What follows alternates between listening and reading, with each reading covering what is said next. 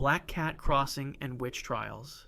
Black cats have been feared across Europe since medieval times, but this superstition turned deadly during the witch trial era from the 1400s through the 1600s. The association began when Pope Gregory IX issued a decree in 1233 connecting cats, particularly black ones, with devil worship and pagan rituals. People believed black cats were witches' familiars, or even witches transformed into animal form, and seeing one cross your path meant demonic presence nearby. This belief became lethal evidence in witch trials across Scotland, Germany, and France. Women who owned black cats, especially elderly women living alone, faced disproportionate accusations of witchcraft. Historians estimate between 40,000 and 60,000 people were executed during the European witch trials, with cat ownership frequently cited as proof of supernatural evil. The persecution led to mass killings of cats themselves, decimating feline populations across the continent.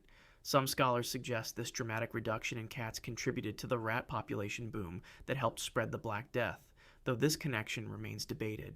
The superstition's deadliest irony: people died for their association with animals that might have protected communities from plague-carrying rodents. Left-handedness exorcisms. Being left-handed has been considered sinister across cultures for centuries. Literally so, since the Latin word sinister means left. From the 1800s through the 1960s, left-handed children faced brutal correction attempts, with the left hand associated with the devil, evil, and uncleanliness in Christian, Islamic, and other religious traditions. Medieval Europe viewed left-handedness as a potential mark of witchcraft, while various missionary accounts from colonial Africa and Asia document exorcism attempts performed on left-handed individuals to drive out supposed demonic influence. Children had their left hands tied behind their backs, beaten with rulers, or restrained for hours to force right-hand use. Some religious communities performed full exorcism rituals, believing the preference came from demonic possession. The forced correction continued in Western schools into the 1970s, causing severe psychological trauma, stuttering, and learning difficulties in approximately 10% of the population.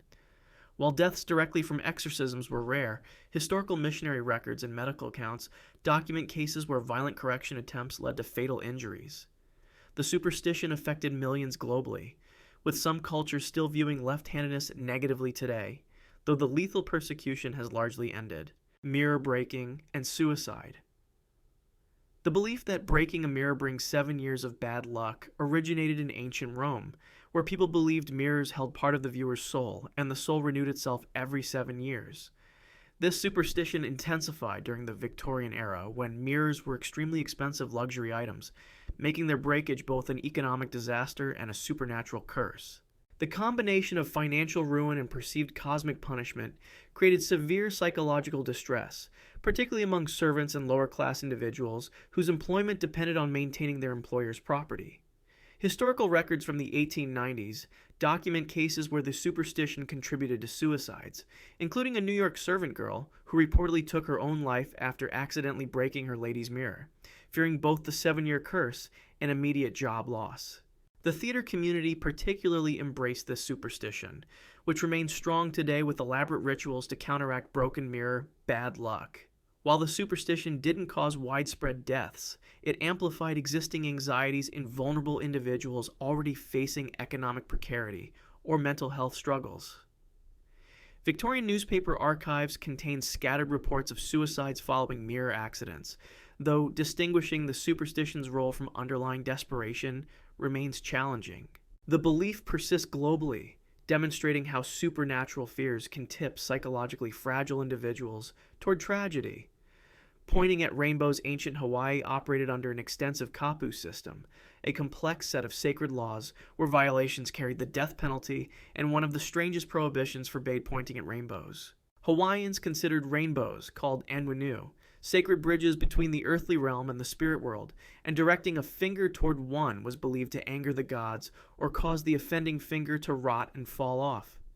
The kapu system remained in force until 1819, when King Kamehameha II abolished it. But during its reign, hundreds of forbidden acts carried capital punishment. Violators could be executed on sight by chiefs or priests through methods including clubbing, strangulation, or burning. While specific death counts for rainbow pointing violations aren't documented in surviving historical records, The kapu system as a whole resulted in numerous executions for seemingly minor infractions. The prohibition reflected the deep integration of superstition into Hawaiian legal and religious structures, where natural phenomena held profound spiritual significance. Enforcement was absolute, with no appeals or exceptions, making everyday activities potentially lethal. The rainbow kapu demonstrates how thoroughly supernatural beliefs can permeate legal systems, turning simple gestures into capital offenses that claimed lives across generations of Hawaiian society. Whistling on ship sailors from the 1600s through the 1900s believed whistling aboard ships would literally whistle up a wind, summoning dangerous storms that could destroy vessels and drown entire crews. This maritime superstition was deeply ingrained across global sailing cultures, from the Royal Navy to merchant vessels, and captains enforced strict no-whistling policies with severe punishments. Violators faced flogging, keel hauling, or in extreme cases during storms, being thrown overboard as appeasement to angry seas. Historical records from British Navy archives document multiple cases of sailors flogged for whistling, and at least one verified account from the 1700s describes a crew member thrown into rough seas after whistling was blamed for sudden weather changes. The superstition persisted into the early 20th century, existing alongside related maritime taboos like prohibiting women aboard ships, bananas in cargo holds, and renaming vessels. Punishments ranged from whippings that could cause permanent injury to the potentially fatal practice of keel hauling, where victims were dragged underwater along the barnacle-covered hull. The belief reflects how superstition maintained rigid hierarchical control in the dangerous, unpredictable environment of ocean sailing, where captains needed absolute authority, and crews sought explanations for sudden deadly storms that claimed thousands of sailors annually. Friday the 13th. Hospital avoidance. The combination of Friday, associated with Christ's crucifixion, and the number 13, considered unlucky across Western cultures, creates such extreme fear that millions avoid travel, surgery, and important decisions on this date. The clinical terms for this phobia are frigitroscaticophobia, or paraskevidekatriophobia, and researchers estimate between 17 and 21 million Americans experience some level of anxiety about Friday the 13th. Studies reveal measurable consequences, including a Dutch study from 1993 showing a 52% increase in hospital admissions for transport accidents on these dates, possibly due to anxiety-altered behavior and decision-making. The superstition causes some people to postpone critical medical procedures, and documented cases exist of heart attack patients delaying emergency calls because of the date. While hospitals don't officially reduce surgical schedules, many medical centers report fewer elective procedures booked on Friday the 13th, as patients voluntarily reschedule. The economic impact reaches an estimated $800 to $900 million in lost business per occurrence in the United States alone. Deaths attributed to delayed medical care remain difficult to quantify precisely, but medical literature documents cases where superstition-driven postponement of treatment led to fatal complications. This modern superstition demonstrates how irrational beliefs persist despite widespread medical knowledge and scientific literacy, showing that even educated populations remain vulnerable to calendar-based fears with potentially lethal consequences. Eating mandrake root. The mandrake plant has killed people for centuries through a deadly combination of superstition and actual toxicity, with its human-shaped root believed to scream when pulled from the ground, a sound that would kill or drive mad anyone who heard it. Medieval Europeans and Middle Eastern cultures used mandrake in love potions, fertility treatments, and as an aphrodisiac, but the plant contains dangerous tropane alkaloids including scopolamine, hyoscyamin, and mandragorine that cause delirium, paralysis, and death. To harvest mandrake without hearing the fatal scream, people developed elaborate rituals, the most common being tying a dog to the plant and luring the animal away so it would pull the root while the human plugged their ears with wax or used a horn to muffle the sound. Historical records across Europe document deaths from mandrake consumption, as users sought its supposed magical properties while unknowingly ingesting lethal chemicals. The plant appears in the Bible, Shakespeare's works, and ancient medical texts, used both as an anesthetic and a poison throughout history. The superstition about the scream obscured the real chemical danger, leading people to focus on supernatural harvesting methods while ignoring the actual medical risks of consumption.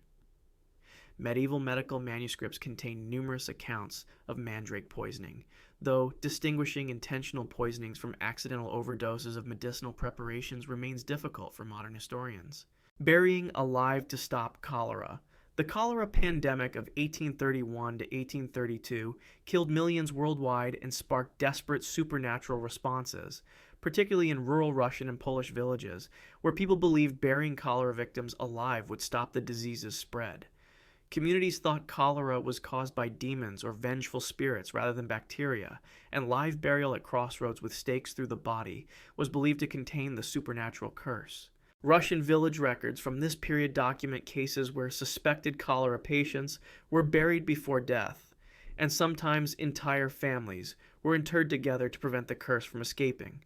Polish historical records from 1848 specifically mention live burials performed to appease disease spirits, with victims sometimes still conscious when covered with earth.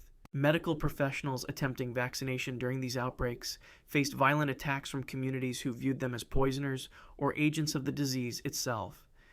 Historians estimate dozens to low hundreds of people were killed through these panic-driven murders, though exact numbers remain uncertain due to the chaos of the pandemic and limited rural record-keeping.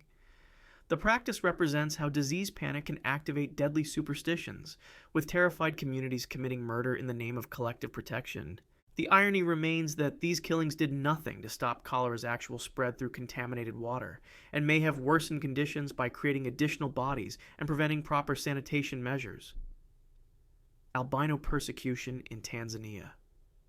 Since 2000, over 200 people with albinism have been murdered or mutilated in Tanzania, Burundi, and Malawi due to the superstitious belief that albino body parts bring wealth, luck, and success in witchcraft rituals. Witch doctors pay thousands of dollars for albino arms, legs, hair, skin, and genitals, with a complete set of body parts selling for approximately $75,000 on the black market. Children and adults with albinism are hunted specifically for dismemberment, and the violence spiked dramatically in 2008, with dozens killed within months. Fishermen believe weaving albino hair into their nets guarantees large catches, while miners use albino bones in rituals they think will help them find gold. The superstition thrives in conditions of desperate poverty, where people seek magical solutions to economic struggles, and traditional healers fuel the demand by claiming albino body parts possess supernatural power. Many people with albinism now live in protected camps under police guard, unable to safely exist in their own communities. International human rights organizations have documented these killings extensively, and while some arrests and convictions have occurred, the murders continue. This represents an ongoing modern tragedy, where superstition drives systematic hunting and murder of people based solely on their genetic condition. The situation demonstrates that deadly superstitions aren't merely historical phenomena, but persist today despite education efforts, international pressure, and legal consequences for perpetrators. Witch drowning. Trials medieval and early modern Europe used water ordeals to identify witches, creating an impossible test where suspected witches were bound and thrown into water with only fatal outcomes. The logic was brutally simple. If you floated, the water rejected you because witches had rejected baptismal water, proving guilt and leading to execution by burning or hanging. But if you sank, the water accepted your innocence, though you often drowned in the process. Victims were typically bound in fetal positions or with thumbs tied to toes, and many were weighted to ensure they would sink if truly innocent, making drowning nearly certain. This practice occurred across England, Scotland, Germany, France, and the American colonies from the 1400s through the 1700s. Scottish witch trials particularly favored water ordeals, with hundreds of accused witches subjected to this test and detailed records surviving in historical archives. The Salem witch trials of 1692 threatened drowning, though burning and hanging were more common execution methods there. The last recorded witch swimming in England occurred in 1808, and the victim died during the ordeal. The method represents the ultimate in superstitious cruelty because survival was logically impossible, with both outcomes predetermined to be fatal. Historical records document thousands subjected to water ordeals across Europe, though distinguishing deaths from drowning versus subsequent execution remains difficult in surviving trial documents. Refusing blood transfusions. Jehovah's Witnesses interpret biblical passages from Acts, Genesis, and Leviticus as prohibiting blood transfusions, a doctrine established in 1945 that has led to an estimated 1,000 or more preventable deaths annually worldwide.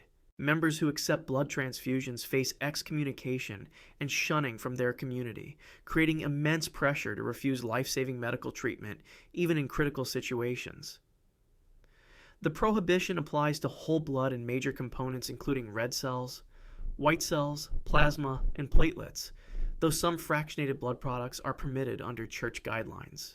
Medical literature and hospital data suggest thousands have died globally since the policy's implementation, though exact numbers remain difficult to establish because many deaths occur without public documentation. High-profile legal cases involve children dying while parents refuse consent for transfusions, leading to court battles in many jurisdictions where judges sometimes override parental refusal to save minors' lives. Adults retain the legal right to refuse blood transfusions in most countries, and courts generally uphold this right even when the decision is fatal. The Church promotes bloodless surgery alternatives, but these aren't always available or effective for severe trauma, childbirth complications, or certain surgical procedures. This represents a modern religious interpretation of ancient texts, causing ongoing preventable deaths, raising complex ethical questions about religious freedom versus medical intervention, particularly regarding children who cannot consent to life or death decisions based on their parents' beliefs. Sati, the practice of widows self-immolating on their husbands' funeral pyres, killed thousands of women across centuries in India based on beliefs that the act purified both souls and ensured favorable afterlives. Widows who refused faced social death through complete shunning, abuse, and destitution, making the choice between literal fire and metaphorical destruction of their remaining lives. Many women were coerced through drugs, physical force, or overwhelming social pressure rather than acting voluntarily, though religious fervor motivated some practitioners.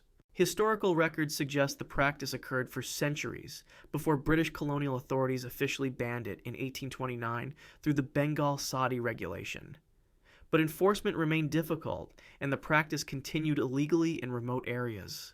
The most famous modern case occurred in 1987 when 18-year-old Rup Kanwar was burned alive in Rajasthan, sparking massive national debate and international outrage. Historians estimate at least 40 cases occurred between Indian independence in 1947 and the Rup Kanwar incident, though the actual number may be higher due to underreporting in isolated rural communities.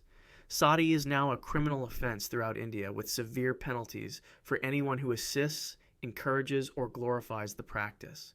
The tradition demonstrates the deadly intersection of religious superstition and systematic gender oppression, where beliefs about spiritual purification and wifely devotion created cultural pressure that claimed thousands of women's lives across generations of Indian history.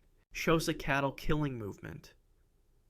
In 1856, a teenage Xhosa prophet named Nonkawus claimed ancestors spoke to her with instructions that would liberate her people from British colonial oppression.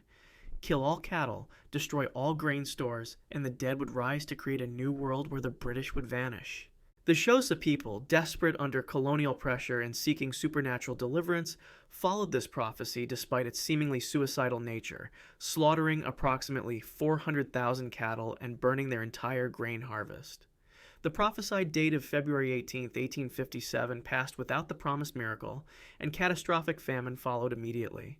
Between 40,000 and 50,000 Xhosa people died from starvation, representing roughly one-third of the entire population, while survivors were forced into colonial labor or migrated desperately seeking food. British colonial authorities did little to prevent the prophecy's spread or relieve the subsequent famine, and some historians debate whether British officials actually encouraged the movement to weaken Xhosa resistance, though this remains contested. The event represents the largest mass death from superstition in modern documented history, demonstrating how colonial desperation and apocalyptic belief combined to create catastrophic consequences.